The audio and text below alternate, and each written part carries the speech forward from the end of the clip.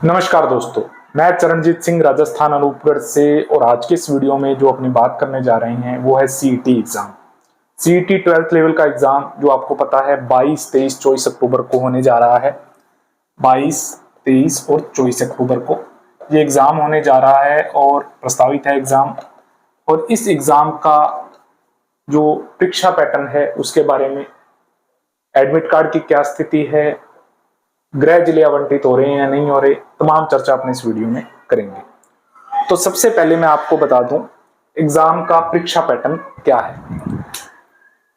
परीक्षा पैटर्न जो एग्जाम का है, इसके अंदर टोटल जो आपसे पूछे जाएंगे, टोटल क्वेश्चनों की संख्या है 150 क्वेश्चन आपसे पूछे जाएंगे। एक क्वेश्चन जो है 2 अंक का है। टोटल परीक्षा 300 अंक की होने वाली है। ठीक है।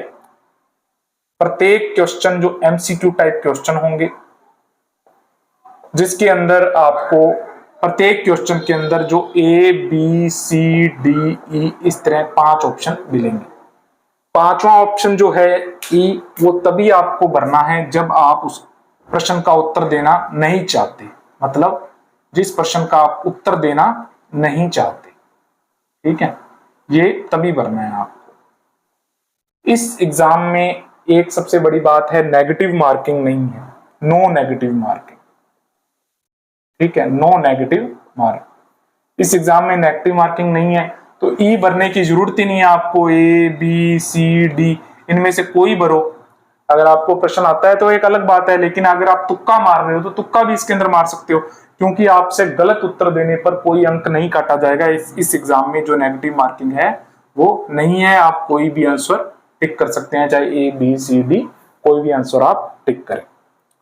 अब बात कर लेते हैं, ये तो थी परीक्षा पैटर्न की बात। अब जो परीक्षा पैटर्न के बाद जो इसके अंदर परीक्षा सिलेबस रहने वाला है वो क्या है। परीक्षा सिलेबस के अंदर सबसे बड़ा पोर्शन जो रहता है इसके अंदर राजस्थान जीके। राजस्थान जीके में राजस्थान की ज्योग्राफी, राजस्थान का आर्ट एंड कल्चर, राजस्थान की हिस्ट्री, राजस्थान की इकोनॉमिक्स, तमाम पूरा राजस्थान जीके जो कम से कम 40 अंक का रहेगा। ठीक है। उसके बाद दूसरा इसके अंदर रहेगा मैथ और साइंस। मैथ और साइंस, जिसमें मैथ के कम से कम इसमें 20 क्वेश्चन रहने का है और साइंस के क्वेश्चन इसमें रहेंगे 25। इसके बाद बात कर लेते हैं अपने हिंदी और इंग्लिश। हिंदी और इंग्लिश दोनों के 10-10 क्वेश्चन इसमें रहने का है। 10-10 क्वेश्चन। ऐसा भी हो सकता है इंग्लिश के 9 आ जाए, हिंदी के 11 आ जाए, लेकिन हिंदी और इंग्लिश का जो 10-10 क्वेश्चन रहने का इसमें है। इसके बाद बात कर लेते हैं अपने करंट जीके की। करंट जीके जो है वो आपका कम से कम 15 क्वेश्चन। करंट जीके के कितने रहेंगे? कम से कम 15 क्वेश्चन इसके अंदर रह सकते हैं। उसके बाद बात कर लेते हैं कंप्यूटर की। कंप्यूटर के जो हैं इसके अंदर कम से कम 10 क्वेश्चन इसके अंदर रहने के पूरे चांस है। कंप्यूटर के क्वेश्चन कितने आएंगे? 10 से 10। उसके बाद बात रह गई इंडिया जीके और पॉलिटी। पॉलिटी के कम से कम इसके अंदर आपको 10 क्वेश्चन मिलेंगे और इंडिया जीके के कम से कम 5 क्वेश्चन इसके अंदर मिलेंगे।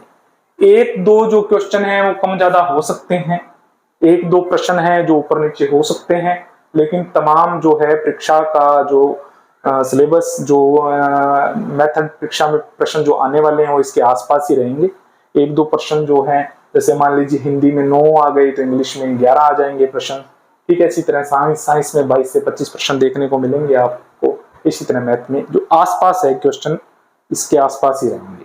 नेगेटिव मार्किंग इसके अंदर नहीं है। अगर आपको कोई प्रश्न नहीं आया तो आप तुक्का भी मार सकते हैं। ठीक है।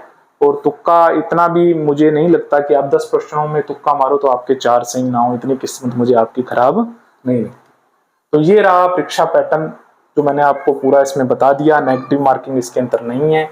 सीईटी 12th लेवल के लिए तकरीबन 18.13 लाख जो है फॉर्म भरे गए हैं। 18.13 लाख। और ये राजस्थान की तीसरी सबसे बड़ी परीक्षा हो रही है 18.13 लाख फॉर्म भरे जाने के बाद सीईटी। ठीक है। इससे पहले 2 बड़ी परीक्षाएं रह चुकी हैं। जो सीईटी ग्रेजुएशन लेवल का एग्जाम था उसके अंदर तकरीबन जो है 16 लाख आवेदन थे, लेकिन इसमें 18.63 लाख एग्जाम फॉर्म भरे गए हैं। और 90% जो उपस्थिति थी वो सीईटी ग्रेजुएशन लेवल की रही थी, और तकरीबन यही उम्मीद इसमें जताई जा रही है कि 85 से 90% जो उपस्थिति है वो सीईटी 12th लेवल एग्जाम के अंदर भी रहेगी।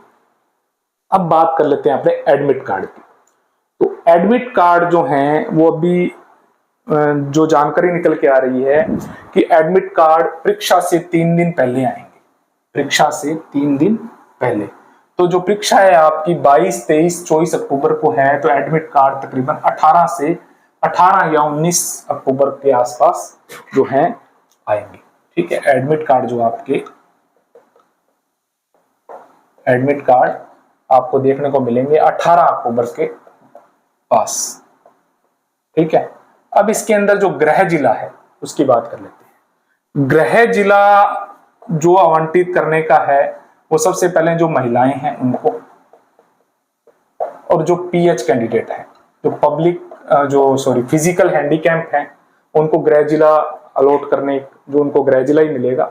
और तकरीबन सभी जो परीक्षार्थी इस परीक्षा में बैठने जा रहे हैं उनमें से सभी को गृह जिला, सभी को तो दिया भी नहीं जा सकता, क्योंकि कुछ जिले ऐसे हैं जिनमें जो परीक्षा में बैठने के लिए जो सीटें मिलती हैं, जैसे अब पहले क्या था, जो सीईटी ग्रेजुएशन लेवल का था उसके अंदर सिर्फ 25 ही जिलों के अंदर वो परीक्षा हुई थी, उसमें जिलों की संख्या थी 25।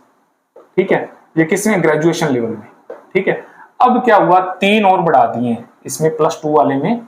ठीक है, +2 लेवल की जो परीक्षा होगी इसमें 3 जिले और बढ़ा दिए, टोटल ये 28 जिलों में परीक्षा करवाई जाएगी। 3 जिले कौन कौन से ऐड किए हैं, सिरोही, ठीक है, डीडवाना, कुचामन, ठीक है, सिरोही, डीडवाना, कुचामन और बाड़मेर, ये 3 जिले और ऐड किए हैं। तो इन 3 जिलों के जो महिलाएं हैं और जो फिजिकल हैंडीकैप जो परीक्षार्थी हैं उनको तो वही जिला अलॉट होने के पूरे चांस हैं।